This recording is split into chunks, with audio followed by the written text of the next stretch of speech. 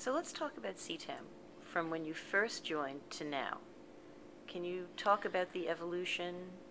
Have things stayed the same? Have they changed? What are your overall thoughts? Well, CTAM mirrors the industry, so of course things have changed tremendously. When I got to CTAM in the early 90s, we were really an information sharing educational organization that took advantage of cable's unique structure, where the cable companies don't compete with one another and they could share a lot of information. And I think that made them better marketers. They learned from each other, they innovated, but that was still at a time where it was pretty much a single product. I guess two products if you count HBO and Showtime and then later Stars. But it was really just a video product. And then, of course, along came high-speed internet and started to revolutionize the industry, and the marketers had to figure out how to sell a product that you couldn't really see and convince consumers that they needed something they didn't really know they needed. And then, of course, we bundled in phone, and there are more and more products and a lot of competition. So things have changed, and we've evolved from that educational route, which was very important, to one where a lot of our services are related to cooperative marketing for our member companies. We run the programs to help cable companies keep people who move their households between cable companies in the cable family. We delivered just shy of 2 million leads to the MSOs last year through marketing programs that span direct mail and hotline and online and digital marketing. For the cable networks, we also do cooperative marketing for them, and that is running the cable portion of the Television Critics Tour.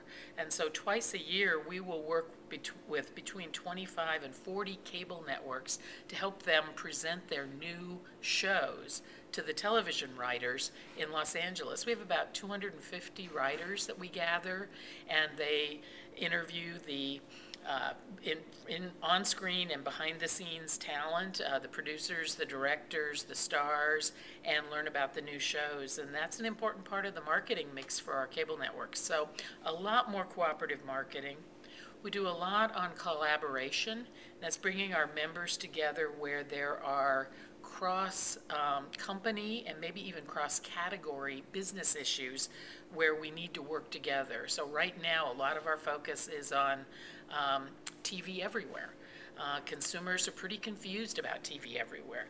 And if we want that product or service to be more successful and get more usage, a common lexicon would be a huge step forward. And consumer education is something that we can do.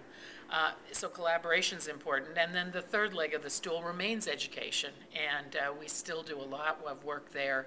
But it's changed. You know, in the early days, we had a lot of generalists in cable.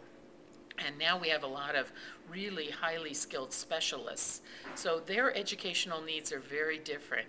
And so in the old days, it was about teaching people fundamentals. Now it's teaching people who are very skilled about the unique nature of the cable business and the content provider business and helping them get smarter faster. It's sort of an interesting observation about the changes to your membership.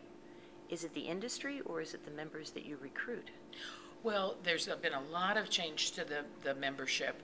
I would say 5 to 10 years ago, the cable companies started recruiting much more sophisticated marketers who came from other businesses, whether it was in financial services, in telecom.